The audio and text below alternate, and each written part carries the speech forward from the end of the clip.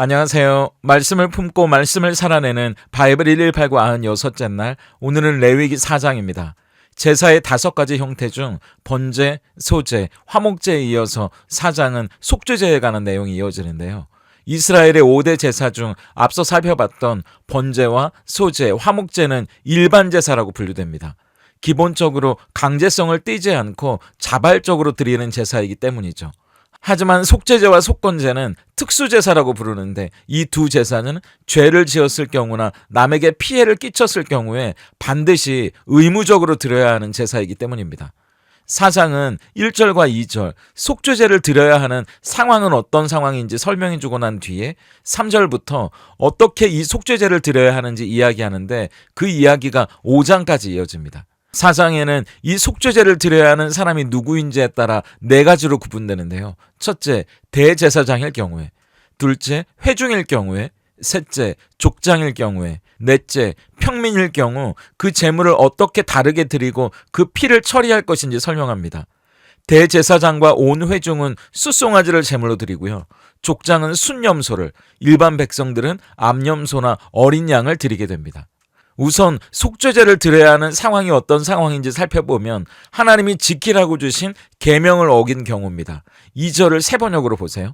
너는 이스라엘 자손에게 다음과 같이 일러라.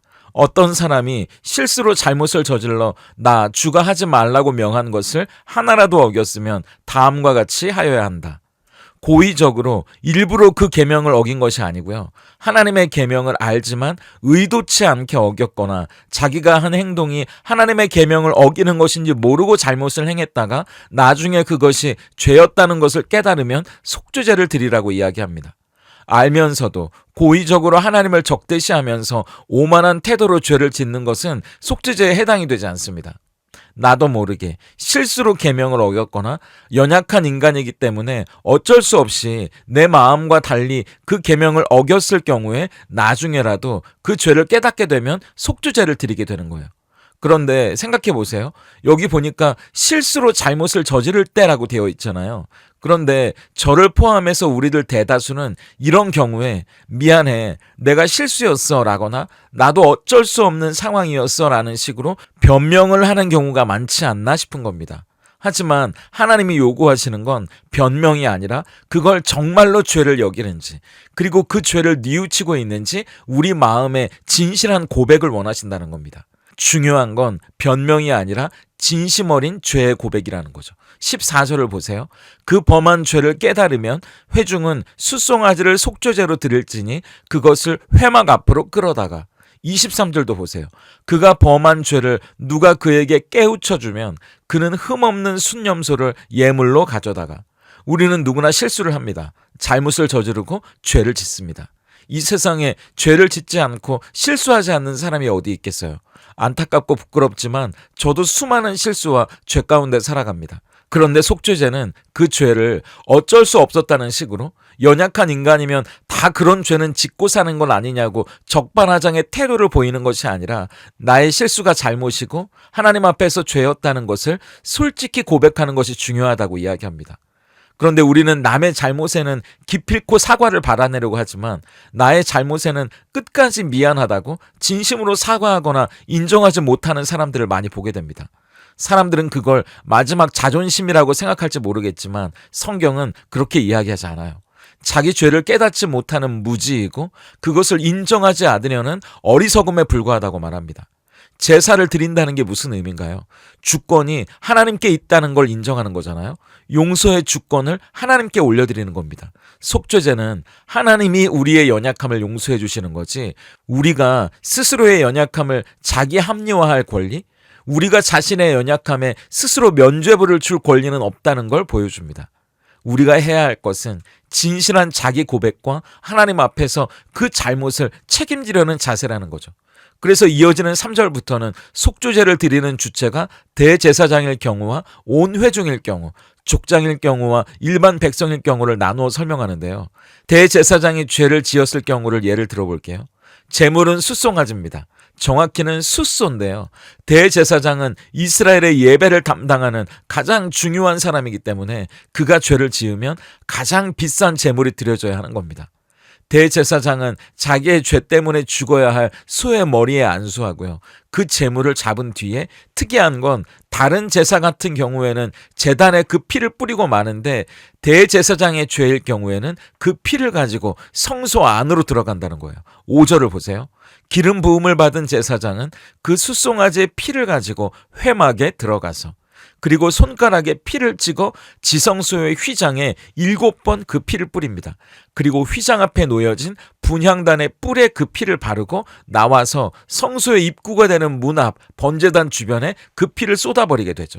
그리고 나서 속죄제의 제물인 그 숫소의 기름을 화목제 제물처럼 다 골라 떼서 번제단 위에 불살라 드리는 거예요.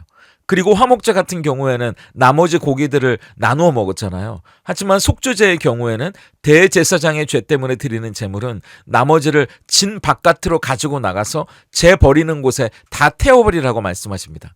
말씀드린 대로 속죄제는 다른 제사와 달리 그 피를 제단 주변에 뿌리는 게 아니라 성소 안으로 가지고 들어가서 지성소 휘장에 뿌리고 분향단에 바르는데요. 이후에 보면 족장이나 평민들의 죄는 번제단의 뿔에 제물에 피를 바르고 나머지는 제단 아래에 쏟아버립니다. 그런데 대제사장이나 온 회중이 지은 죄는 지성소 앞까지 그 피를 가지고 가서 그 피를 뿌리고 바르게 됩니다. 그 이유는 그 죄가 단순히 개인의 차원에서만 끝나는 것이 아니라 성막, 하나님이 계신 곳까지 오염시키기 때문입니다. 이것은 우리의 죄 때문에 하나님의 깊은 마음까지 고통받으신다는 의미이기도 해요. 그렇기 때문에 속죄제는 많은 학자들이 두 가지의 기능을 갖는다고 이야기하는데요. 첫째는 제물의 피로 성막, 하나님의 처소를 오염시킨 죄를 씻어내는 겁니다. 정결하게 하는 거예요. 그리고 둘째, 제물의 희생으로는 당사자의 죄를 용서해 주시게 되는 겁니다. 31절을 보시죠. 그 모든 기름을 화목제물의 기름을 떼어낸 것 같이 떼어내 제단 위에서 불살라 여호와께 향기롭게 할지니 제사장이 그를 위하여 속죄한즉 그가 사함을 받으리라. 그렇기 때문에 우리는 하나님이 우리의 죄에 대해 진노하시는 것만 생각할 것이 아니라 그 죄 때문에 고통받으신다는 것도 알아야 합니다. 하나님의 임재가 이루어지는 성소, 그 내부 지성소 앞까지 죄로 오염돼서 거룩하신 하나님이 견딜 수 없이 힘들어 하신다는 겁니다. 그래서 제물의 피로 그 죄를 씻어내야 하는 거죠. 그리고 목회자인 제가 보면서 마음이 무거워지고 회피할 수 없는 중요한 주제는 직분이 중할수록 책임도 크다는 사실입니다. 아까 말씀드린 대로 한다면 족장이나 일반 백성들의 죄는요, 성막 안 지성소까지 오염시키지 못해요. 그러나 대제사장이나 온 회중의 죄는 하나님이 계시는 성막 안까지 심각하게 우리의 죄로 오염되는 겁니다. 아무것도 모르는 성도 한 사람의 죄보다 목회자의 죄는 교회를 더 심각하게 오염시킨다는 거예요. 그가 지도자이기 때문에 그 죄의 영향력은 훨씬 치명적이고 클 수밖에 없다는 겁니다. 그것만이 아니에요. 3절부터 12절까지 대제사장이 죄를 지었을 경우에 드리는 속죄제와 13절부터 21절까지 온 회중이 죄를 지었을 경우에 드리는 속죄제를 보시면 그 내용이 똑같아요. 다른 건 하나, 온 회중이 죄를 지었기 때문에 제물에 안수하고 그 제물을 잡는 주체가 회중의 장로들이라는 것만 빼면 똑같습니다. 이게 뭘 의미하는 걸까요? 수백만 명 이스라엘 백성들의 전체가 지은 죄와 제사장 한 사람이 지은 죄가 그 무게가 똑같다는 겁니다. 이 말은 이스라엘 백성들의 죄가 가볍다는 얘기가 아니고요. 대제사장 한 사람이 지은 죄가 그만큼 심각하다는 거죠. 그가 가진 책임이 그만큼 막중하다는 걸 계속해서 보여주고 계시는 겁니다. 목회자나 평신도 지도자나 그 직분을 자랑만 하고 거기에 맞게 뭔가를 누리고 싶어 하는 게 중요한 게 아닙니다. 우리의 말 한마디, 행동 하나가 그만큼의 무게를 가진다는 걸 잊으면 안 된다고 말씀해 주시는 거죠. 그래서 아까 말한 것처럼 목회자가 평신도 지도자가 해야 할 말은 나는 몰랐어. 그런 의도가 아니었어. 당신이 오해한 거야. 어쩔 수 없었어가 아닙니다. 죄송합니다. 제가 잘못했습니다. 그게 우리가 해야 할 말이라는 거예요. 상황을 모면하기 위한 거짓말을 하라는 게 아니고요. 말만 그렇게 해놓고 하나님 앞에서 남을 탓하고 이를 갈며 그에게 내 치욕을 되갚아 줄 것을 생각하는 게 아닙니다. 하나님 앞에서 나 스스로를 돌아보는 거예요. 나 스스로를 점검하는 게 우리의 몫이어야 합니다. 내 말과 행동으로 하나님이 슬퍼하거나 안타까워하시진 않았는지, 하나님의 이름을 더럽히진 않았는지 그 잘못을 뉘우치는 게 먼저여야 하고 그것이 마땅한 우리의 자세여야 한다는 거예요. 그렇기 때문에 대제사장과 온 회중이 드리는 속죄제의 마지막은 기름을 제외한 나머지 부분을 진영 바깥으로 가지고 나가서 다 태워버리는 겁니다. 11절과 12절을 보세요. 그 숫송아지의 가죽과 그 모든 고기와 그것의 머리와 정강이와 내장과 똥, 곧 그 송아지의 전체를 진영 바깥 재버리는 곳인 정결한 곳으로 가져다가 불로 나무 위에서 사르되 곧 재버리는 곳에서 불사를 찌니라. 진영 바깥, 재버리는 곳이라는 말은 쉽게 말하면 쓰레기나 오물을 버리고 태우는 곳이라는 말입니다. 가장 더럽고 냄새나는 수치스러운 곳이죠. 그런데 많은 학자들은 이 부분이 히브리서 13장 11절부터 13절까지의 내용과 이어진다고 봐요. 이는 죄를 위한 짐승의 피는 대제사장이 가지고 성소로 들어가고 그 육체는 영문 밖에서 불사름이라. 그러므로 예수도 자기 피로써 백성을 거룩하게 하려고 성문 밖에서 고난을 받으셨느니라. 그런즉 우리도 그의 치욕을 짊어지고 영문 밖으로 그에게 나아가자. 예수님은 우리를 대신해서 속죄의 제물이 되셨습니다. 그래서 영문 밖 골고다 언덕 십자가에서 자기의 생명을 불살라 태워드렸다는 거죠. 성 안의 삶은 이 세상의 질서와 소망을 따라 순응하며 사는 안락한 모습이라면 성 밖은 쓰레기나 오물을 버리는 곳이에요. 그래서 성문 밖으로 내쫓김을 당한 그 사람을 기다리는 건 고난과 치욕이라고 이야기합니다. 그런데 히브리서는 우리에게 그렇기 때문에 성을 벗어나지 말고 이 세상에 순응하며 세상의 질서와 소망을 따라 적당히 편하고 안락한 삶을 살아가자고 이야기하지 않습니다. 예수님이 속죄제의 제물로서 성 밖에서 자기 육체를 태워드렸다면 우리도 기꺼이 저 성 밖으로 함께 나가자고 이야기해요. 저 성 밖에서 우리를 기다리고 있는 고난과 치욕을 두려워하지 말고 예수님께로 나아가자고 이야기합니다. 예수님께 나아가자는 말이 뭘까요? 고린도 후서 5장 15절입니다. 그가 모든 사람을 대신하여 죽으심은 살아있는 자들로 하여금 다시는 그들 자신을 위하여 살지 않고 오직 그들을 대신하여 죽었다가 다시 살아나신 이를 위하여 살게 하려 함이라. 속죄제가 오늘 우리에게 던지는 중요한 주제는 단순히 우리가 죄로 인해 죽을 뻔했는데 용서받았다는 위로를 얻는 데 그쳐서는 안 된다는 겁니다. 우리를 대신해서 죽은 속죄의 제물이 예수님이라면, 그래서 우리에게 다시 살아갈 수 있는 생명을, 은혜를 주셨다면 그 생명으로 우리는 나 자신을 위해 사는 것이 아니라 그분을 위해 살아가는 새로운 시작을 해야 한다는 거죠. 그렇기 때문에 이 세상의 기준에서 내가 잘되고 인정받고 안정적으로 살아가는 것이 중요한 삶을 살아가는 게 아닙니다. 우리는 이미 그 세계에서 죽은 사람이기 때문이에요. 우리는 예수님의 은혜로 다시 얻은 생명으로 성문 밖에 우리를 기다리고 있는 고난과 치욕을 두려워하지 않습니다. 용서받고 새로운 세상을 살아가는 존재가 되었기 때문이죠. 그걸 알아야 새로운 삶을 살아갈 수 있습니다. 더 이상 세상에서 사람들과 똑같이 도토리 키재기하면서 내가 더 낫네, 너는 못 낫네 하는 목사, 성도가 아니고요. 세상을 뒤로 하고 우리에게 주어진 저 십자가의 길, 비록 세상 사람들의 기준에는 그게 고난의 길이고 치욕의 길처럼 보이겠지만 우리에게는 가장 영광스러운 그 길을 멋지게 뚜벅뚜벅 걸어갈 수 있는 겁니다. 단순히 우리가 용서받았다고 가슴을 쓸어내리며 다행이라고 생각하는 그런 속죄제가 아니고요. 속죄받았다면, 용서받았다면 우리가 새롭게 걸어가야 할 길이 열렸다는 것을 아는 겁니다. 그래서 우리의 죄로 하나님의 심장 가까이 저 성막 안에 아픔을 안겨드리는 우리가 아니고요. 하나님의 심장 가득 흐뭇하고 대견스러움을 안겨드릴 수 있는 우리이기를 소망하는 겁니다.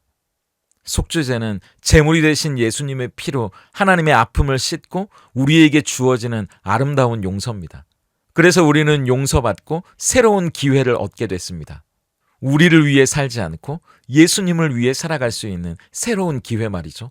속죄받았으니 다행이라고 여기는 것으로 끝나는 것이 아니라 우리 앞에 열려있는 새로운 길을 멋지게 걸어가는 저와 여러분이 될 수 있기를 소망합니다. 오늘 바이블 1189 적용입니다. 첫째, 우리에게 필요한 것은 변명이 아니라 진실한 고백입니다. 하나님 앞에서 우리의 잘못과 실수를 어쩔 수 없었다고 변명하진 않는지, 자기 합리화하지는 않는지 돌아보면 좋겠습니다.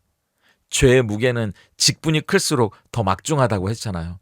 저를 비롯해서 교회의 지도자, 가정의 부모, 직장의 임원이라면 우리 말과 행동이 하나님 앞에서 어떻게 비춰질지도 스스로 돌아보면 좋겠습니다.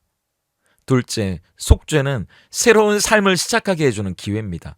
나를 죄로 넘어뜨리는 욕망의 노예, 실수와 자책으로 이끄는 감정의 하인으로 살아가는 것이 아니라 나를 대신해서 제물이 되신 예수님을 위해 살아가게 해주는 기회죠.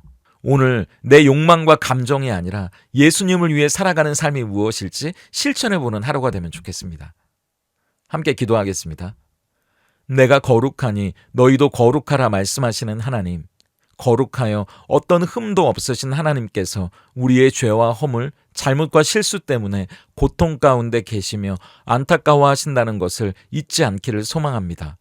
그 고통은 거룩하신 하나님이 그렇지 못한 우리와 함께할 수 없기 때문에 느끼는 고통이며, 동시에 하나님의 소중한 보물인 우리가 스스로를 망쳐가는 안타까움이라는 것도 기억하게 하시옵소서.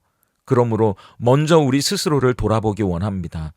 우리 안에 나쁜 습관과 반복되는 죄 앞에서 겸허히 우리의 연약함을 고백합니다. 연약함을 핑계하며 어쩔 수 없었다 합리화하지 않고 우리의 죄가 얼마나 하나님의 가슴을 아프게 했는지 깨닫게 해 주시옵소서. 그 죄를 속하기 위해 하나님의 아들이 십자가에 죽으시고 다시 살아나셨으니 용서받은 감격에만 머물러 있지 않게 하시고, 용서받았으니 더 이상 나를 위해 살지 않고 예수를 위해 살아가는 우리에게 하셔서 우리에게 주어진 신앙의 길, 그 십자가의 길을 멋지게 걸어가는 오늘이게 하시옵소서. 예수님의 이름으로 기도드립니다. 아멘.